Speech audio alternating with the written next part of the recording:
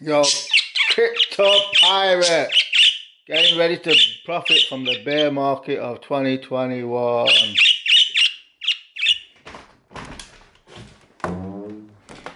Ooh, it's a sunny day. Can't see anything. Oh.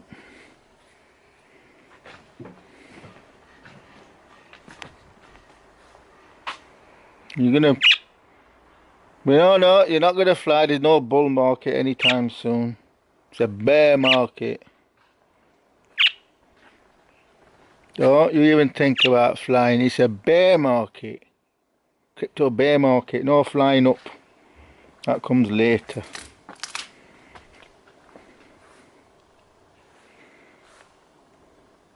I know. So here we are.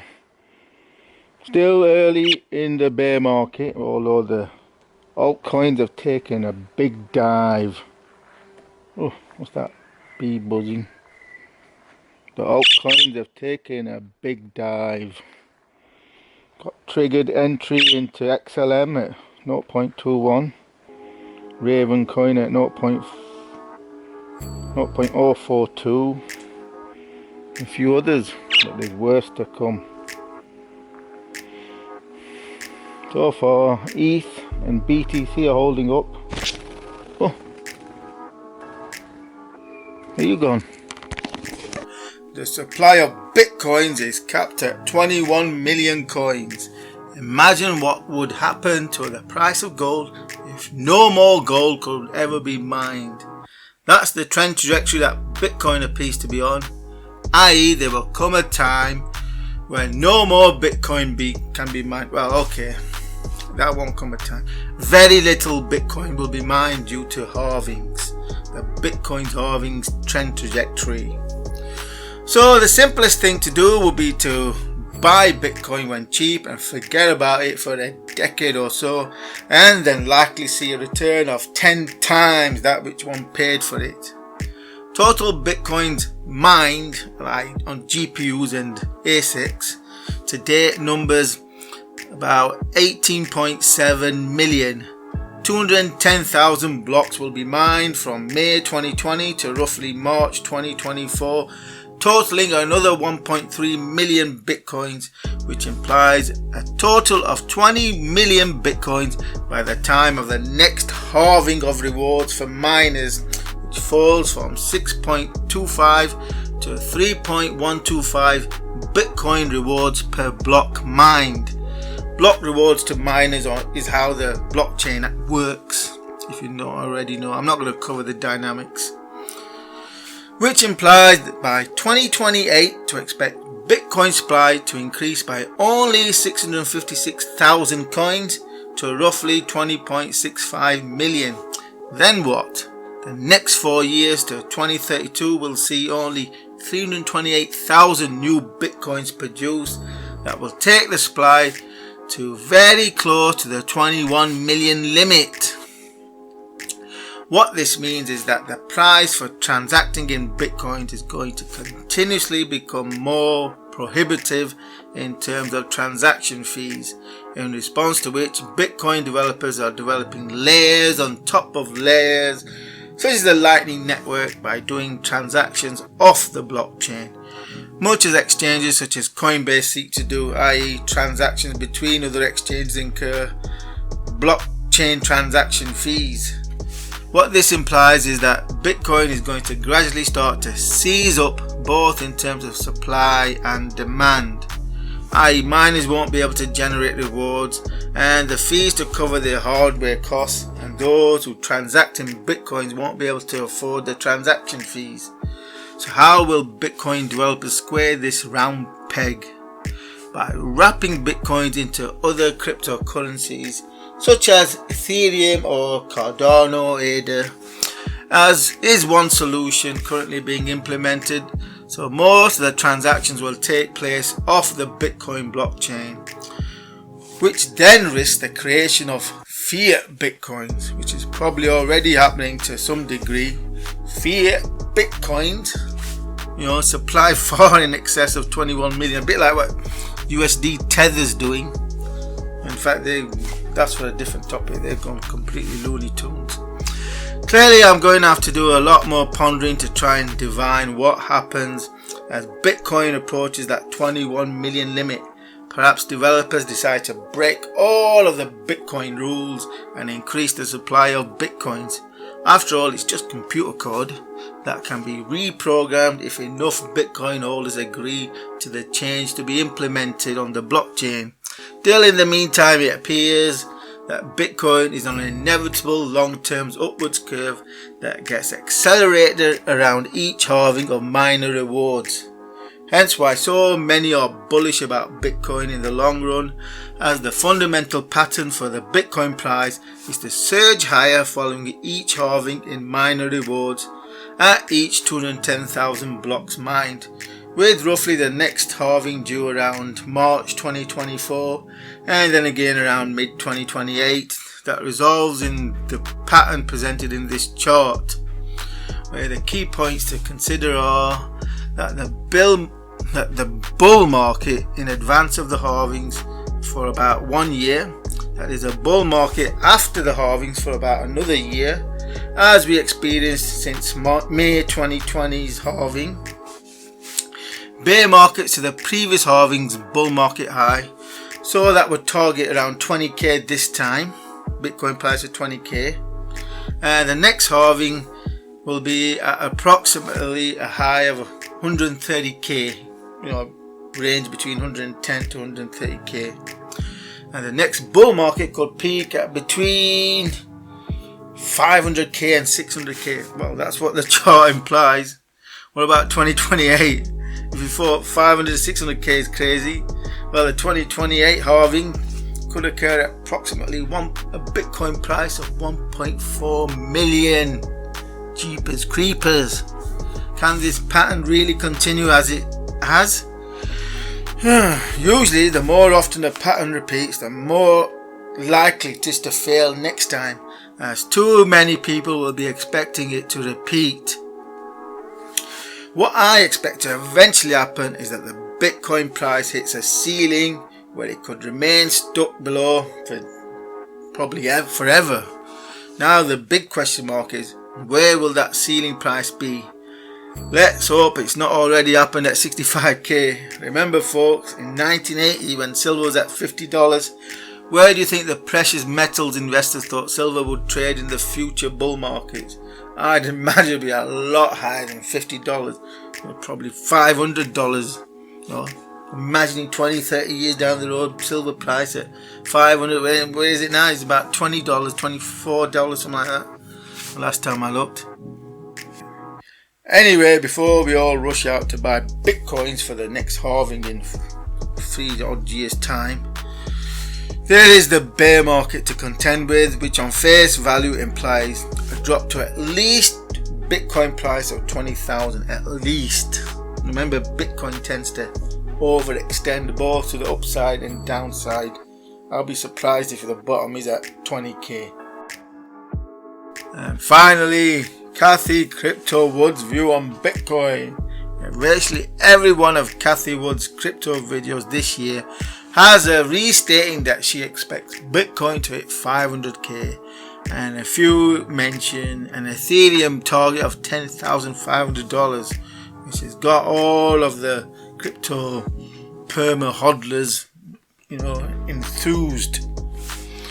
As in a recent video, she iterates Bitcoin 500k and a Bitcoin probably bottoming at 35k. It's gone lower than that. And apparently in the not too distant future, many millions of homes will have Tesla powered walls and solar panels, all for mining cryptos such as Bitcoin and ETH. So that way Cathie kills two birds with one stone, pumps cryptos and Tesla at the same time. Bitcoin, you at one point, I think back in April, told Dow Jones that it could go to about $500,000. Do you still hold that target? Do you still think that's where we're headed?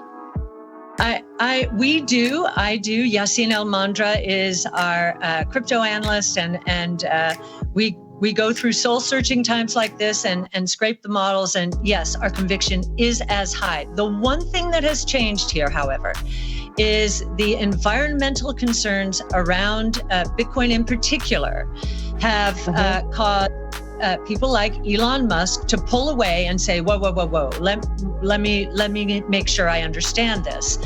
And we believe that even this is going to change because, first of all, right now, the percentage of Bitcoin mined with renewables and hydroelectric power is quite substantial. I think in China, it's over 50% in renewables. And we also believe, and we wrote a paper in conjunction with Square on this, and we're going to have a conference about it in July. We believe that Bitcoin mining integrated into the distributed grid, and by that I mean solar roofs, power walls in homes, utilities, merchant power producers, starting to include Bitcoin mining in the ecosystem. Why would they do that? They would do it because renewables are intermittent power sources, right? Weather, is it sunny or not? Wind, is it windy or not? And Bitcoin mining could take off if there's excess energy from solar being loaded into power walls. It can be offloaded into Bitcoin mining, and the whole ecosystem, therefore, becomes much more economic. If this happens, we believe that the adoption of solar is going to accelerate dramatically because there's another profit center associated with it, Bitcoin mining. Well, what happens though in the meantime? So here we are at 35,000, Kathy. Do you think we go much lower from here? You never know how low is low when a market gets very emotional. A lot of traders see Bitcoin dropping below the 200-day moving average. Which was at 40,000. So traders, once that happened, they just dump. Some just dump and run. I think we're in a capitulation phase. Yassine has a dashboard. We were looking at all the indicators this morning. They are all suggesting that we are in the capitulation phase, which is a really great time to buy, no matter what the asset is. A capitulation phase is buy. It's on sale. Now, am I saying 35,000 is the low? You know, if traders, and there are a lot of speculators in Bitcoin, if they are running for the hills just because Bitcoin has broken through a moving average that is important to them, it could continue. But all of our indicators are saying this is capitulation right now. Do you have a low point on your model for Bitcoin? No, these metrics are more a measure. Are we in a truly capitulation phase? Okay. And it's very detailed. Yassine uses on-chain analysis. Bitcoin 500k, if only things could be that simple. The ultimate free, easy money sounds too good to be true. So I am skeptical that it's ever going to happen. Still, it gives a taste of the mindset of the crypto community. A case of hodl for 500k plus. And again, the whole of this truly extensive analysis that took me a good 3 weeks to do has first been made available to patrons who support my work. So for immediate and first access to this and all of my analysis and trend forecasts, then do consider becoming a patron by supporting my work for just $3 per month. And remember to subscribe to this YouTube channel for new videos as we defend ourselves, protect ourselves from the rampant money printing inflation by the central banks. Insane money printing as though it's not going to feed through into wage and price inflation. Big inflation is coming, as I've been flagging for over 6 months. More like a year now. And that's why I was saying last year, if you're thinking of buying big ticket items, do it now before the price hikes, which have transpired. You know, I bought a Corcher K7 for £340. Current price on Amazon is $565, and similar for lots of other tech items I bought. For instance, the components in my PC that I ordered in January and got delivered in March was £3,100. Current price of the components is over £4,000. crazy. The inflation is here and it is accelerating regardless of what the indices say. So protect yourselves by investing in assets that are leveraged to inflation, and AI tech stocks are leveraged to inflation and are about to get discounted. So do subscribe to my YouTube channel for such analysis, and do consider becoming a patron.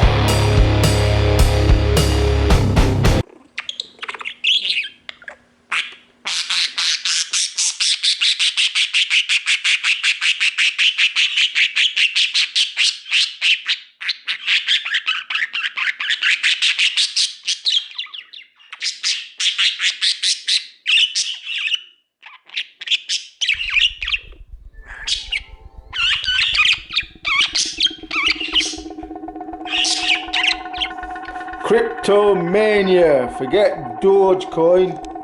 Today I'm going to be mining budgie coin. What you need is a budgie. Just need one budgie to start crypto mining with budgie coin. Ooh, that's an angry bird. Eh? You're angry today, Mr. Green.